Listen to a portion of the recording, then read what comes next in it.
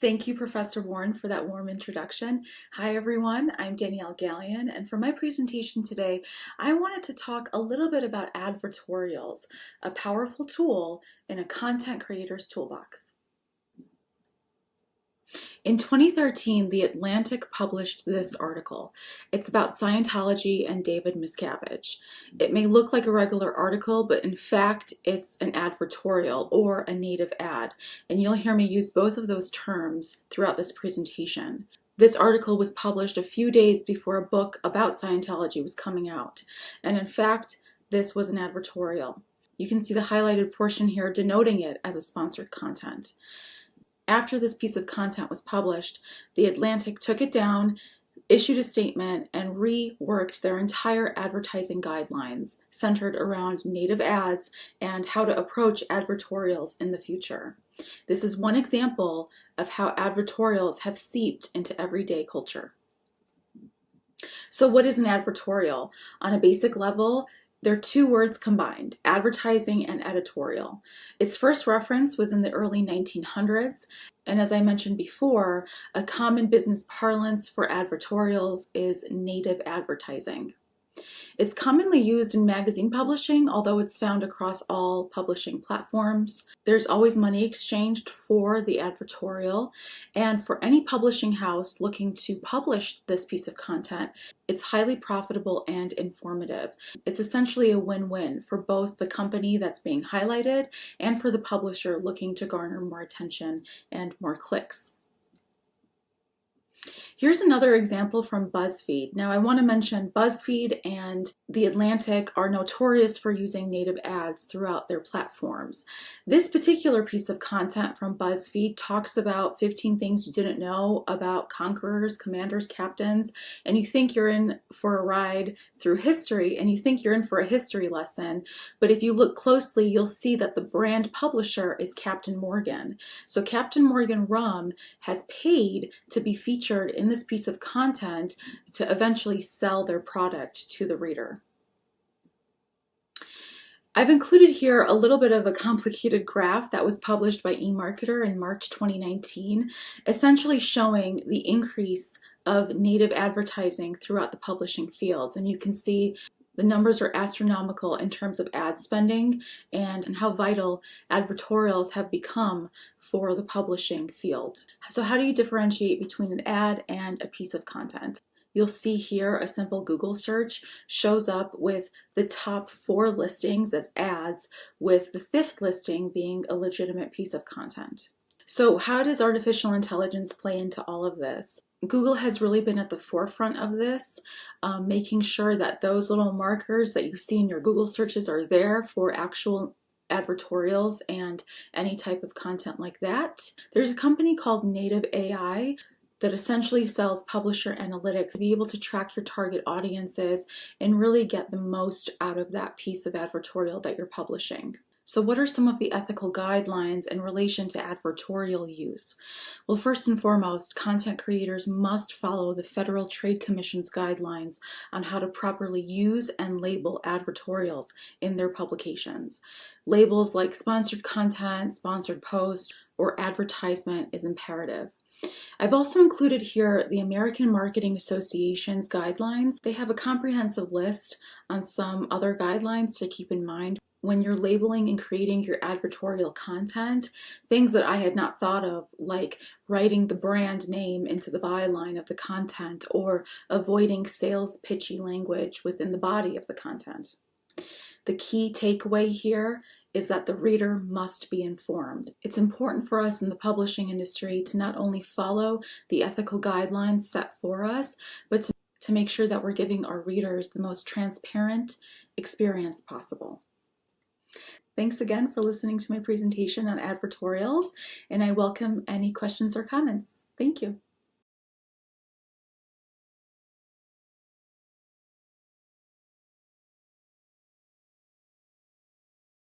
Don't believe everything you read on the internet. In search of ethical web writing.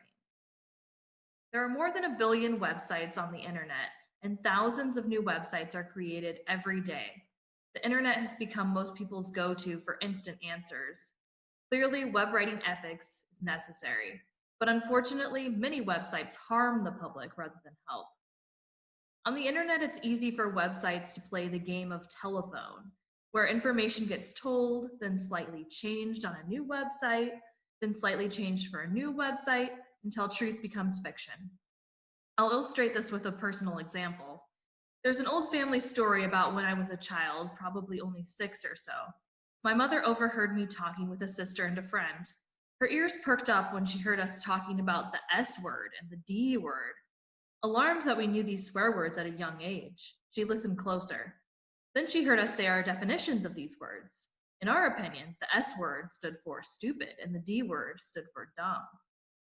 Well, my mother told this story to my grandmother, and eventually the story got stretched a bit.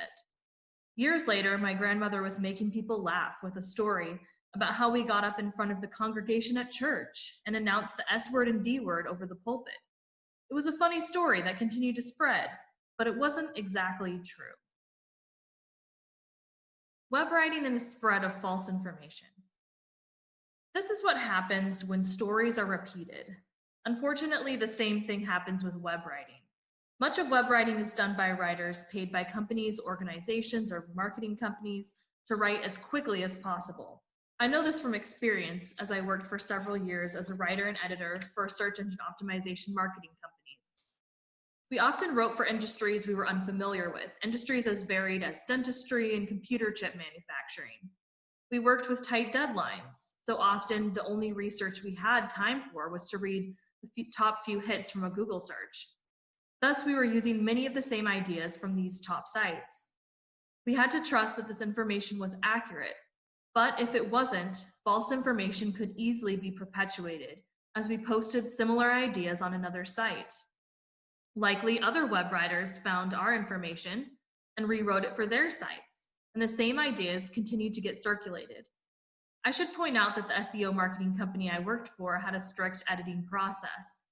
If my facts seemed inaccurate or my writing was too similar to another website, my writing wouldn't be accepted. But not all web writing goes through a strict review process. I never intentionally plagiarized or wrote false information, but I can see why it would be easy for a web writer to do so, even accidentally.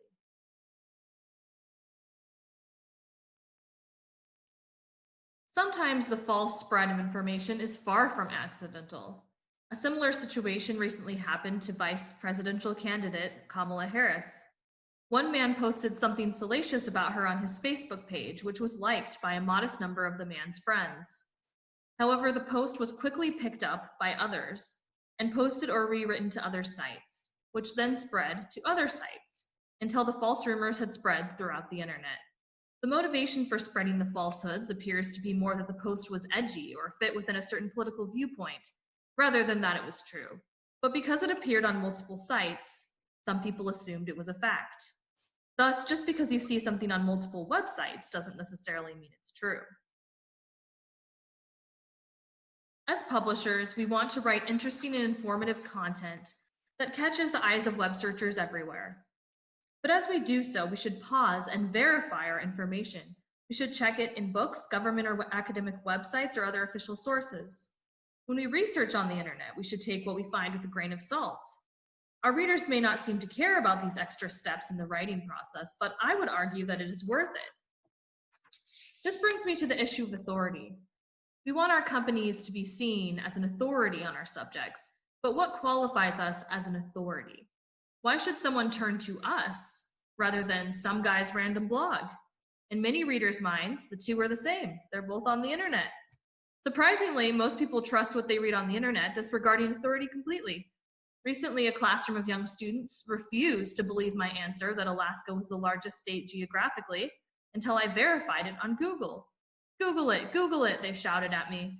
Google brought up a site that corroborated my answer, but why did the students trust this mysterious internet writer more than they trusted me, the teacher standing in front of them?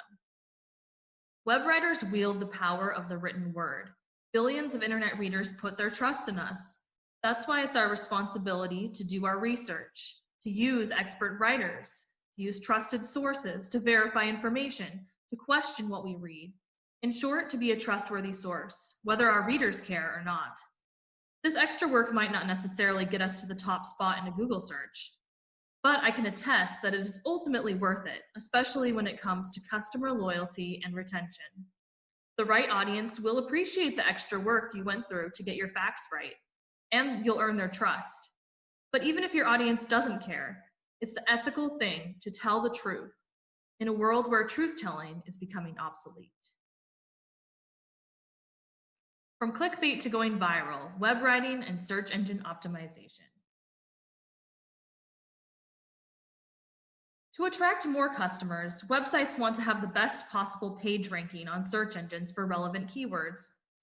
For example, suppose you want to be found when people search for a place like history bookstore in DC or a niche genre like Victorian romantic fiction. When determining top results for these keywords, search engines consider which pages are most relevant to the particular keyword, as well as which website is most trustworthy overall.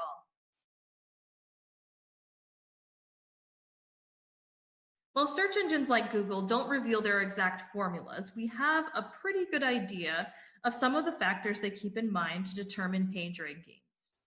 Moz.com outlines some of the main categories as valuable, which includes quality content and reader retention. UX, accessible page layout and fast rendering. Keyword targeted, relevant keywords present in key places on the website. Crawler accessible, unique content and a static URL. Shareable includes social media sharing options. Multi-device ready, renders to different devices. And finally, authorship and metadata includes meta description and the content is associated with the author or publisher.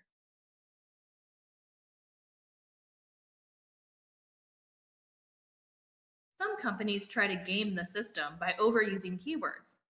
In the past, customers overused keywords, a practice known as keyword stuffing, in hopes of improving their ranking, making the content practically unreadable. Just imagine seeing the words New Jersey plumber in every sentence on the page. Google soon got wise to this, which is why their rankings now care more about value than excessive keyword use.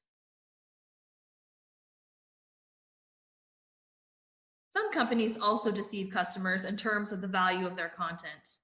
For example, websites will try to attract customers by using clickbait titles like 10 incredible vacation spots you won't believe, the 8th one blew me away. But the actual content doesn't live up to expectations. This may work to attract readers, but notice that the top category Google looks for is valuable.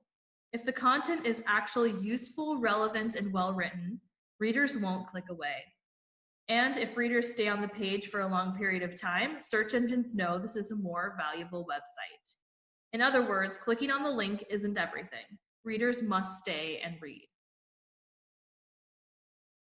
So in improving search engine rankings, there are a few things to keep in mind, from incorporating keywords to adding social media sharing options to including relevant metadata. But companies shouldn't get too caught up in this because the best thing you can do to improve your ranking is improving the value of your content. Other aspects of search engine optimization have their place, but writing trustworthy articles that people stay with and keep returning to is, in my opinion, the most important factor for search engine success. I'll end with a few practical suggestions you can use to make your website as ethical as possible while still attracting customers. The first is ask experts to write your articles and include their author name and bio with the article. This assures readers that they can trust the author. Give your authors adequate time to write quality articles. Do not impose unrealistic deadlines just to be the first to rank for a certain keyword. This leads to lower quality writing. Have an editor review all articles. Make sure no web content was plagiarized or is overly similar to another source on the internet. And there are online checking tools that can help you with this, such as Copyscape, that will check for web plagiarism. Avoid clickbait titles. Make sure the title accurately reflects the content and doesn't deceive the reader. And finally, when incorporating keywords, the keyword should only be found about every 100 words or so. It should flow with the copy and shouldn't sound like it was stuffed there. Some may say that you can't have both ethical web writing and high page rankings, but I disagree. These tips should improve the value of your content, which will naturally improve page ranking by increasing the number of page views and time spent on the page, which is an important factor in what search engines look for when ranking websites. Ethical web writing matters. In an internet world where clickbait and going viral seem to matter so much, I would argue that ethical web writing matters even more. Be the company that stands out by offering content your readers can trust, and the results will come back to you in terms of company reputation, reader retention, and customer satisfaction. Thank you very much.